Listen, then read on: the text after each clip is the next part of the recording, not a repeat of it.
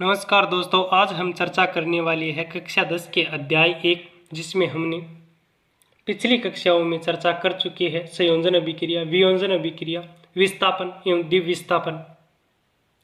आज हम चर्चा करेंगे ऊष्माक्षेपी व ऊष्माशोषी अभिक्रिया।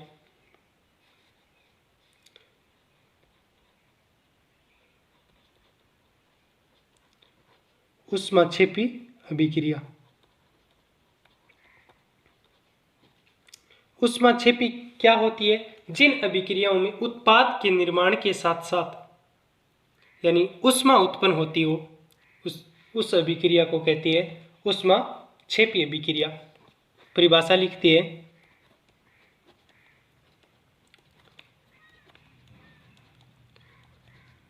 जिन अभिक्रियाओं में उत्पाद के साथ साथ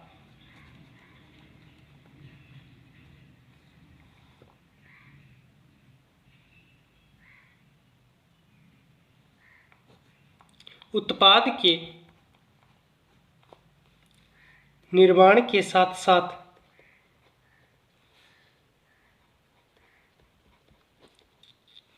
ऊष्मा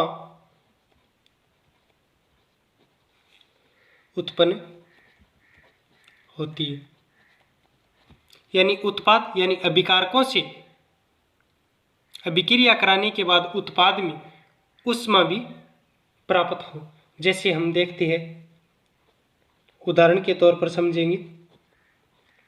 उदाहरण लेते हैं, जैसे प्राकृतिक गैस का दहन। प्राकृतिक गैस किसे बोलते हैं? मेथेन को। मेथेन का फॉर्मूला होता है CH4। दहन किसकी उपस्थिति में होती है? दहन होता है हमेशा ऑक्सीजन की उपस्थिति में। फिर क्या बनता है? कार्बन डाइऑक्साइड और जल। हमने परिभाषा में क्या पढ़ा था? ऊष्माक्षेपी अभिक्रिया उत्पाद में क्या प्राप्त होती हो? ऊष्मा। तो यहां लिख देंगे ऊष्मा। ये कौन सी अभिक्रिया हो गई? ऊष्माक्षेपी अभिक्रिया। और उदाहरण देखते हैं, जैसे श्वसन एक ऊष्माक्षेपी अभिक्रिया है। श्वसन कैसी है एक ऊष्माक्षेपी अभिक्रिया? क्योंकि श्वसन की क्रिया में हमारे शरीर में कोशिकाओं में ग्लूकोज का दहन होता है, जिससे ऊर्जा निकलती है और इसी ऊर्जा से हम दैनिक जीवन में कार्य करते हैं। तो श्वसन क्या होगी? एक ऊष्माक्षेपी। श्वसन एक ऊष्माक्षेपी अभिक्रिया होगी। ग्लूकोज का फॉर्मूला होता है C6H12O6 प्लस। ग्लूकोज का दहन है और दहन हमेशा किसकी उपस्थिति में होता है? ऑक्सीजन की उपस्थिति में। तो क्या बनेगा उत्पाद स्वरूप? 6CO2 प्लस 6 जल का अणु प्लस क्या निकलती है? ऊर्जा निकलती है। तो ये कौन सी अभिक्रिया हो गई? ऊष्माक्षेपी अभिक्रिया। फिर हम आगे देखेंगे ऊष्माशोषी अभिक्रिया।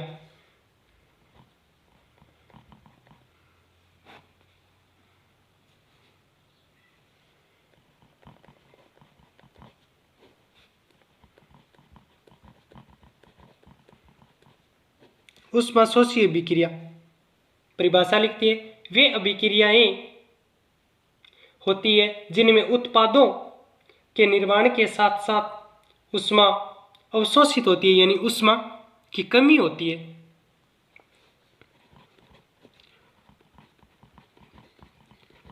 वे अभिक्रियाएं होती है जिसमें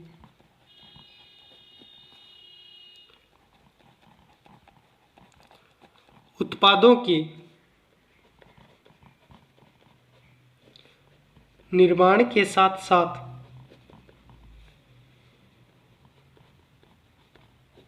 ऊष्मा अवशोषित होती है। जैसे हम देखते हैं कैल्शियम कार्बोनेट CaCO3 प्लस उष्मा, यहाँ से उष्मा निकल रही है, यानी कि उष्मा की क्या हो रही है, कमी, यानी कि इंक्रीज हो रही है उष्मा। बनता क्या है, CaO कैल्शियम ऑक्साइड और कार्बन डाइऑक्साइड।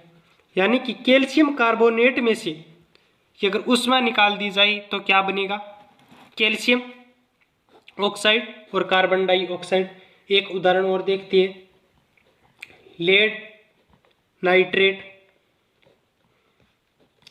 में से उष्मा निकालने पर क्या बनेगा, Pb oxide N2O plus O2। आज हमने ऊष्माक्षेपी व ऊष्माशोषी क्रियाओं के बारे में चर्चा की।